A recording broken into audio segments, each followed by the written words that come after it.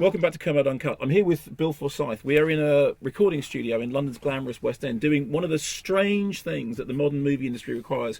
We're here doing commentary tracks for two of Bill's films, for Gregory's Girl and for That Sinking Feeling, which are coming out on Blu-ray and DVD. Gregory's Girl sometime in November. November, before the end of the year, both, I think. And Sinking Feeling afterwards. It's a really odd thing watching your own film and talking over it, because one of the great sort of rules of cinema is you don't talk when the film's on.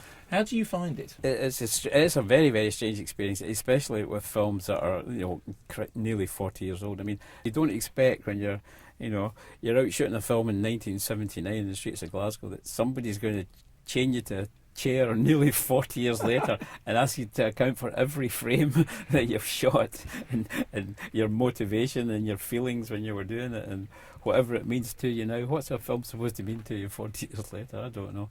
So it's a chore, but it's very, very interesting chore because something comes out of it we've just finished doing one and I'm still kind of reeling from the experience. But in a sense, it's like I've got to know that old film in a different way. You kind of forced to address it because it's the easiest thing in the world when you made a film to ignore it, and I tend to do that, just kind of run a mile from it. Well, the other thing that's difficult from your point of view is that I remember getting you to sit and watch Local Hero on the, I think, 25th anniversary of it.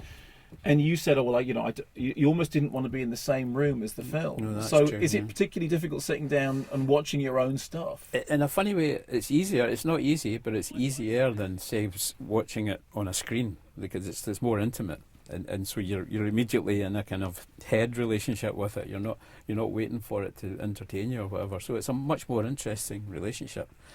And I dare say I would be tempted. I'd be tempted to kind of do it more often than I have in the past. But what we did today was fun in the sense that you were kind of probing the creative thing as well, which was quite demanding, but also quite satisfying to be forced to talk about things and even think about things after that length of time. The other unusual thing I always find with doing any commentary tracks, and I've done a few of them, is that you're sort of half listening to the dialogue on the screen and you're there also listening to the conversation. And there is a part of me that just thinks, when a film is playing, you shouldn't talk. Yes, exactly, yeah. Well, I felt that too, because once or twice we just kind of both switched off and then all these faces saying, come on, talk, keep.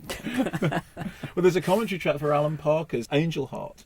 And about 2/3 of the way through, he just stops talking and says, "I'd just like to watch the film." And Is it that just right? goes, literally, it's just this long blank while Alan Parker watches the film. So we've just done Gregory's Girl, and we're just about to do Sinking Feeling. I mean, I have a real fondness for Sinking Feeling. Do you still feel as warmly towards it as I do? I do, and that experience last year at the Shetland Festival has kind of reintroduced me to it. So it's not. I'm coming back to it with with a little kind of familiarity with it.